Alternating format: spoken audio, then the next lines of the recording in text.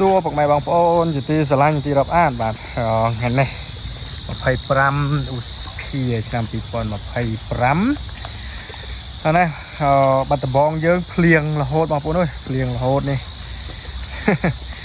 ភ្លៀងតាំងពី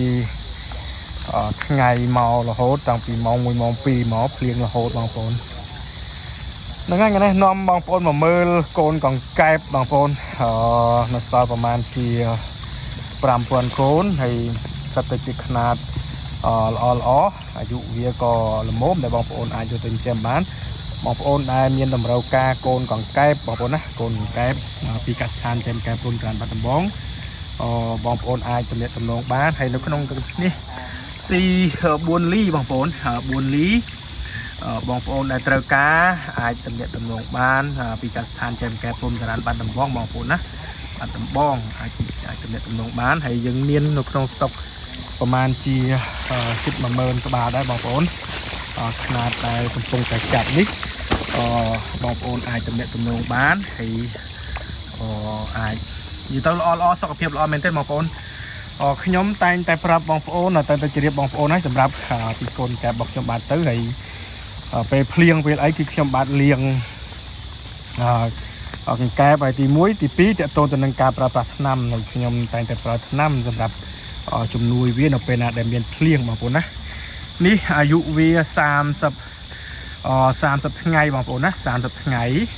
ប្រហែលជាចូល5000កូនដែរហើយនៅក្នុងទ្រុងនេះទើបតែបានអាយុ30ថ្ងៃទេហើយបងប្អូនដែលត្រូវការកូនកែបពីកសិដ្ឋានចិញ្ចឹមកែបព្រំស្រែបាត់ដំបងបងប្អូនយកទៅចិញ្ចឹមហើយខ្ញុំបានធានានឹងទិញយកកូនទិញយកសាច់មកលក់វិញពីបងប្អូនក្នុងតម្លៃមួយសមរម្យតាមទីផ្សារអន្តរជាតិចឹងបងប្អូនដែលត្រូវការអាចកម្មង់កូនបានហើយខ្ញុំបានទទួលទិញខ្ញុំដែរនេះសម្រាប់កង្កែប VIP VIP C6 លីបងប្អូន C6 លី VIP ធំណាស់បងប្អូនធំណាស់មិនតូចទេបងប្អូនប៉ាន់មេជើងខ្លះសង្ធំជាងមេជើងទៅបងប្អូនណាធំជាងមេជើងទៀតបើនិយាយជាຂະຫນាតរបស់វាសឹងតែ5 6អ៊ីងទេបងប្អូនធំមែនទែនហើយបងប្អូនដែលត្រូវការកូនកែបយកទៅចិញ្ចឹមពីកសិដ្ឋានចិញ្ចឹមកែបនេះសិតតែប្រភេទ VIP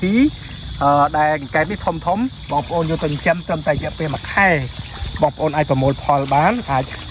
បរិភោគឬក៏អាចលក់ដូរបានហើយខ្ញុំសូមជម្រាបបងប្អូនថាប្រសិនបើបងប្អូនទិញកូនកង្កែបពីកសិដ្ឋានចិញ្ចឹមកែបព្រំស្រែបាត់ដំបងយកទៅចិញ្ចឹមហើយខ្ញុំបាទនឹងទទួលទិញសាច់វិញណាបងប្អូនទទួលទិញសាច់វិញនៅក្នុងខេត្តបាត់ដំបងបើសិនជាខេត្តឆ្ងាយ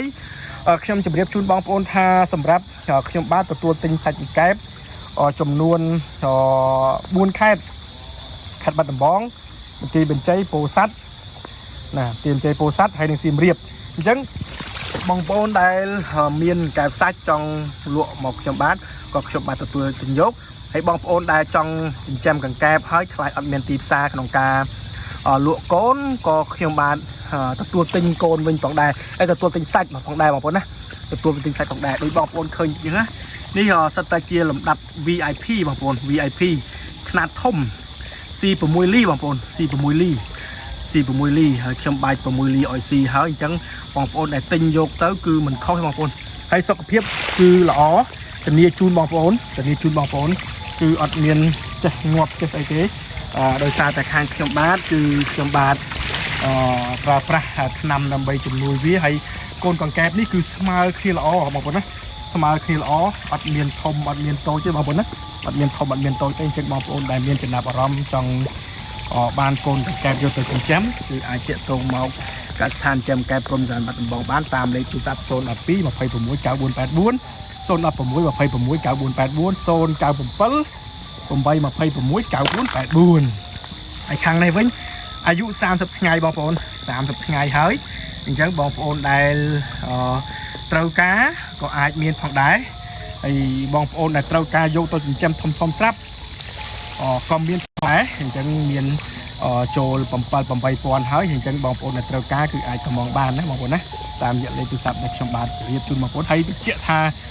រាល់ការទិញកូន